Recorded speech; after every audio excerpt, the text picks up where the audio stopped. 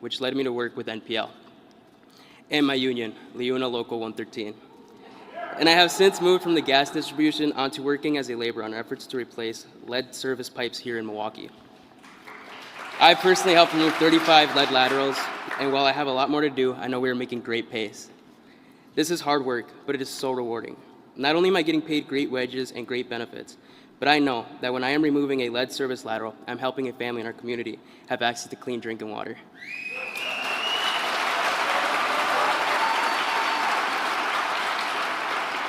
I'm truly grateful for the work that President Biden, Vice President Harris, and the administration have done to make the investments like we are seeing in Milwaukee to accelerate the lead pipe removal.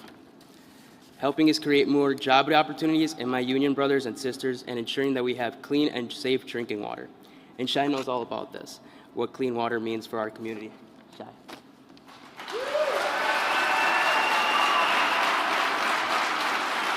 Good afternoon. I'm Shai. I was born and raised in the cream city of Milwaukee. I didn't realize how serious the issue of lead poison was until about 13 years ago when my own son Nathan was tested positive for elevated blood lead levels. As a mother of 4, it is terrifying to learn about. Although my son was one of the lucky ones, meaning he didn't have to be hospitalized, I still watched him face lifelong learning disabilities and damaging effects of lead poison. The worst thing for a parent is to know that something's happening to your child.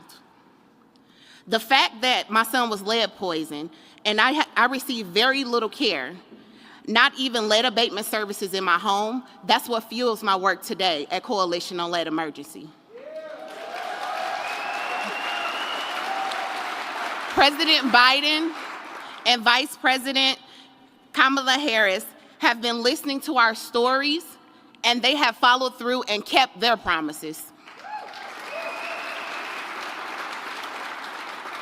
Under the Biden-Harris administration, Milwaukee has responded to more lead cases and replaced more lead pipes than any administration in this nation's history.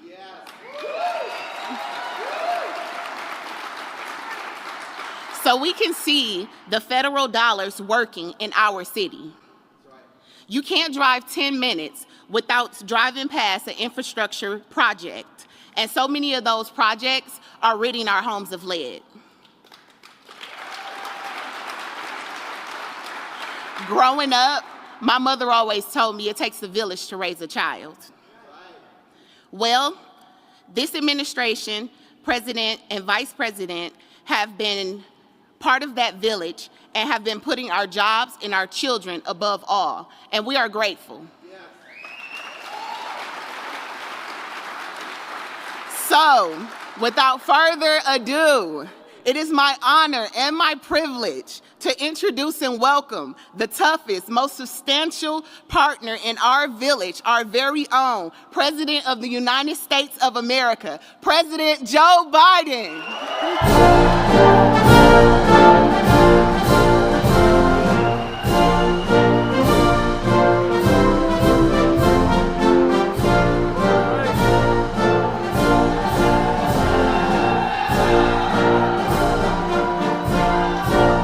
Milwaukee.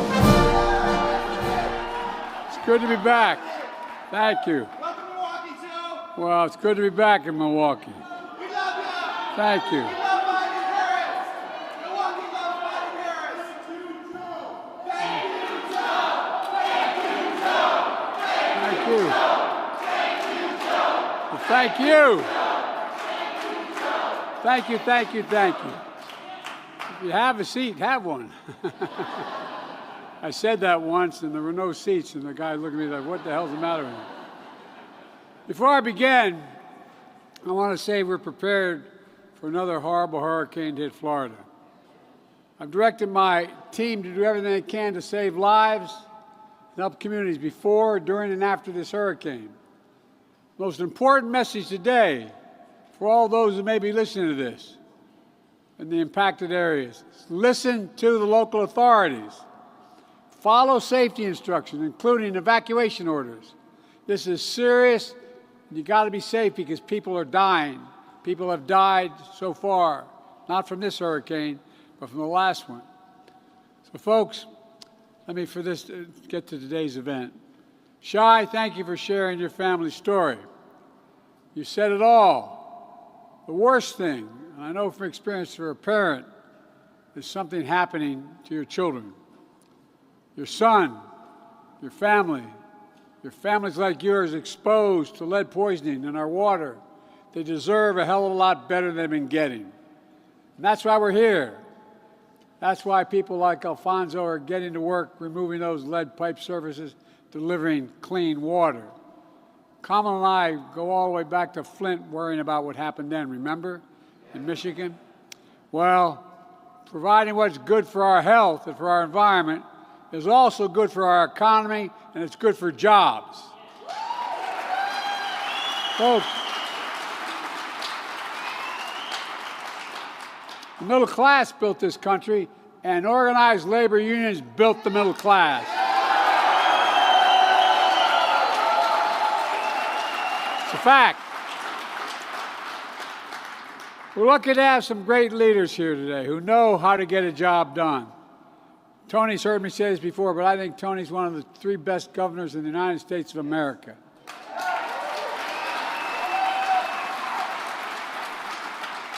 And the great mayor, Chevy Johnson. Chevy, I tell you, you're one of the best mayors, pal. You really are. Our great administrator, the U.S. Environmental Protection Agency, Michael Regan.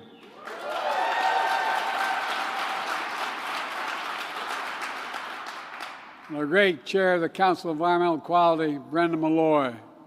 Brenda, where are you? She's out there somewhere. We're here today because we're finally addressing an issue that should have been addressed a long time ago in this country. The danger that lead pipes pose to our drinking water.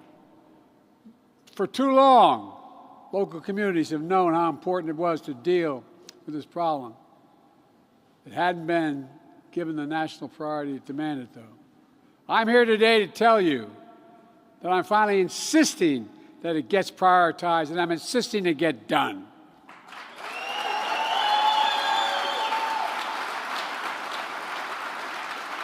One of the most important things we're doing today is establishing a new rule that every lead pipe providing clean drinking water doesn't provide clean water must be replaced, every single one. Not only are we setting a priority, we're showing up as a partner to get it done. Over the past couple of years, we provided billions of dollars to states and communities to address this problem.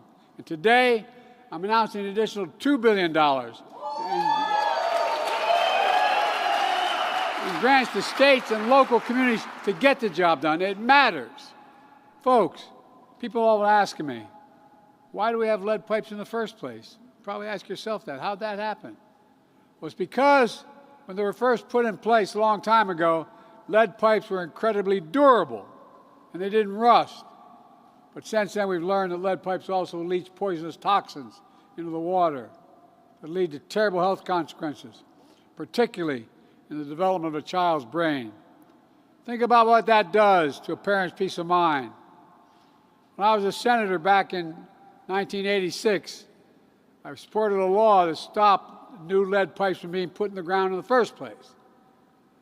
But that still left millions of older lead pipes that were already in the ground, connected to homes, schools, child care centers, and businesses, including some 340,000 lead pipe service lines right here in Wisconsin.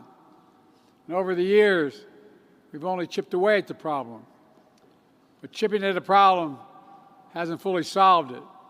It's taken too long. It hasn't been given a high enough priority until now. Folks,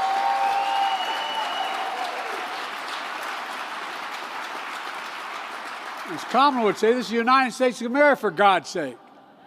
There's no safe level of lead exposure, period. None. The only way forward is to replace every lead pipeline and connect the American people to clean water. No alternative. That's why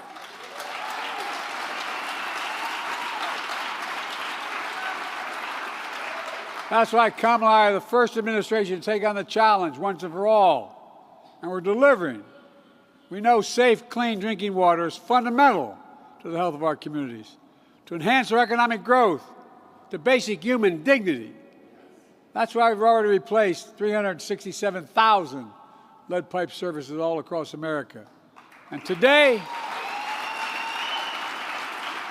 nearly 1 million Americans no longer have to worry about the potential impacts of lead in their water. Like Lily Key right here in Milwaukee. She's a nursing assistant protecting the health of others. She actually knows, at work right now. But in her own home, there was a lead pipe threat to her own health and all her grandchildren she helped raise there. She was spending a big chunk of her paycheck on bottled water every month because it was too expensive to replace the lead pipes. But 3 weeks ago, Lily got lead service line replaced for free. How? Because what I call our Investing in America agenda.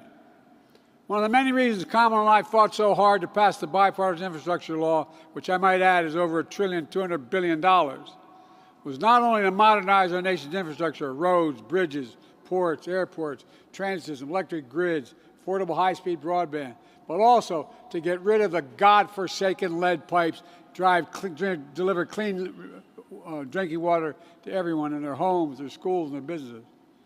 Right here in Wisconsin, we've invested more than $200 million replacing tens of thousands of lead pipelines. And today, oh, thank you.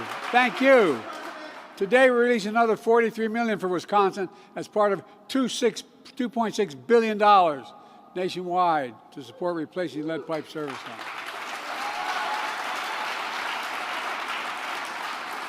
While the federal government can't do it alone, we're providing the single largest investment ever to team up with states and cities to get the job done together. And I mean team up at every level. Right after I signed the bipartisan infrastructure law, Kamala announced our administration's ambitious blueprint to use every tool at our disposal at the federal, state, and local level to protect our families from lead poisoning.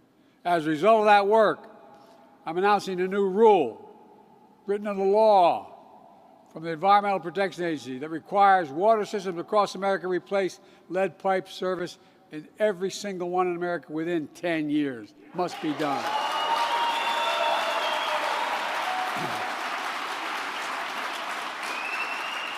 I want that rule in the law no matter who's president. It matters. We're seeing the collaboration here where the city of Milwaukee will now replace all of their lead pipe service lines within 10 years, instead of what was projected to take 60 years to get it done. That was the projection. Folks, this is a big deal, as someone once said. It's about saving families from going through what Shai and Lily's families had to go through. Saving hundreds of thousands of mothers and infants from low birth weights and children with lasting brain damage. Protecting more than 1,000 adults from premature death from heart disease every single year because of lead. It'll save lives, but it also saves the taxpayers billions of dollars over time. It's about the basics. It's about clean water. To me, it's a simple proposition. This is also about fairness.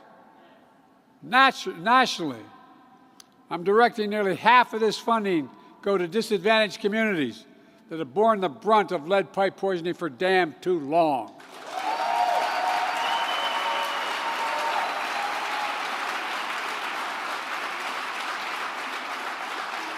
Studies show communities of color have been the hardest hit. One study showed black children were at least 2 times more likely to have elevated levels of lead in their blood than children of other racial groups. We have an obligation to make things right. Like all major investments we're making in the environment, it's also about creating jobs, good-paying jobs, many of them union jobs for laborers, plumbers, pipe fitters, like Alfonso. That's why my administration is bringing together the city of Milwaukee's local unions, educators, employers to create an Invest in America workforce hub right here in Milwaukee.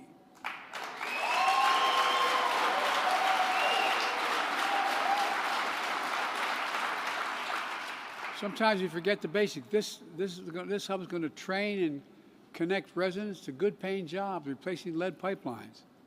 It'll create new registered apprenticeships, helping everyone, including women and people of color, to access these jobs with good pay and benefits for themselves and their families. We're also using the power of example as a global leader, helping replace lead pipes around the world.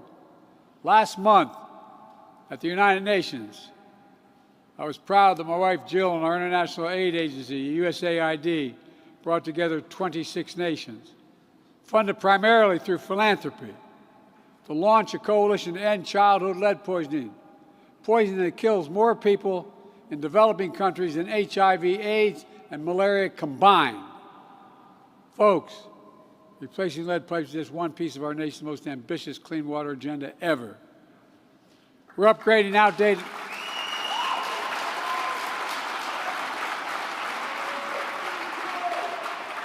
We're upgrading outdated water mains and treatment plants, making them more resilient to climate disasters.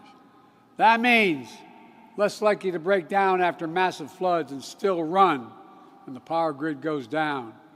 We're improving water systems in tribal lands where nearly half the population still lacks clean water. Half the population of tribal lands still lacks clean water. It's outrageous. We're committing to making it right. And as part of my cancer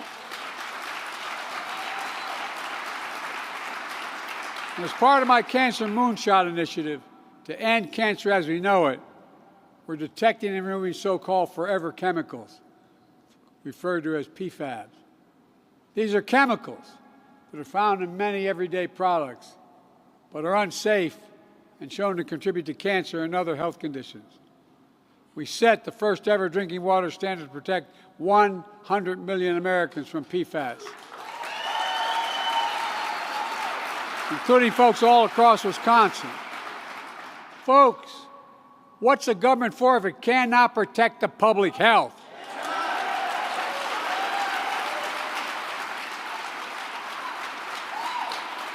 And in the process, we're creating jobs. We're building a better America.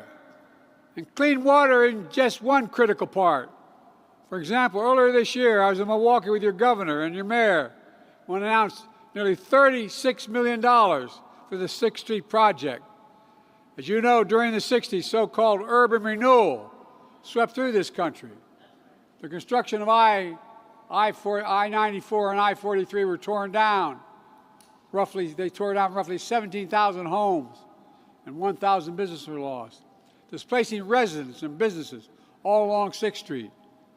Also, so the people outside the neighborhood could drive downtown more quickly. With bike lanes and bus lanes gone, speeding and reckless driving increased, resulting in crash rates 5 times that of the city's average. Locking people out of opportunities, leaving them more isolated from the social and economic life for the rest of the city. But not anymore. We're going to rebuild the 6th Street. We're going to have a future of wider sidewalks for children walking to school, safer bike lanes for residents and visitors, dedicated bus lanes to get to work faster, new trees to provide shade, modern infrastructure to prevent sewage from flowing into the Milwaukee River and Lake Michigan.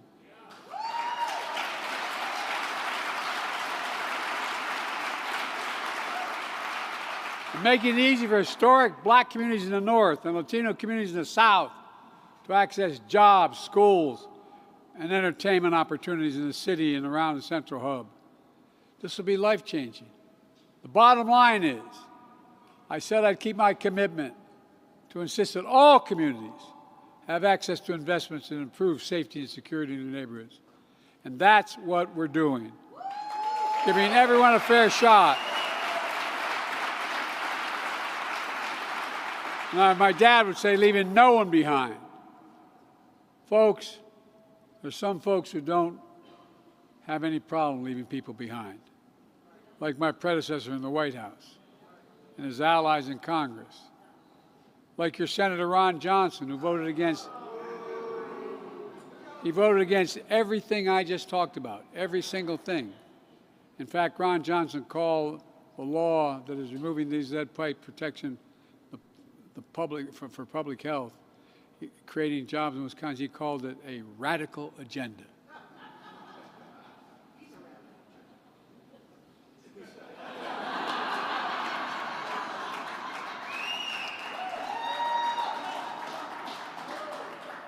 I'm going to restrain my Irish side here.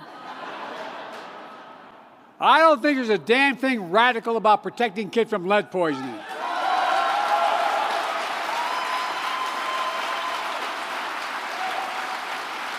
Protecting women from low birth rates, protecting them from brain damage, and so much more. My predecessor, along with the senator, rolled back clean water protections that kept industries from polluting our water and destroying our wetlands. They slashed the Environmental Protection Agency's budget and eliminated important programs that guaranteed clean water. You may also remember, when the last guy was president, he promised Infrastructure Week every week for 4 years. And he didn't build a damn thing.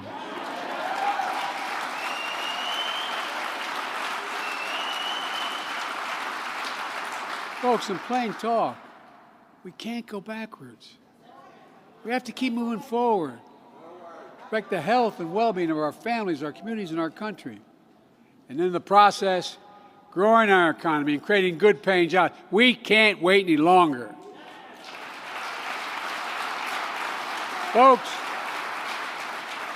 let me close with this. When folks see shovels in the ground on all these projects that protect people's lives, put people to work, hope they feel what I feel, pride. Pride in their hometowns making a comeback. Pride in America, that we can get big things done when we work together. I've never been more optimistic, and I mean this from the bottom of my heart. I've never been more in my whole life been more optimistic about our nation's future. We just have to remember who the hell we are. We're the United States of America. And there is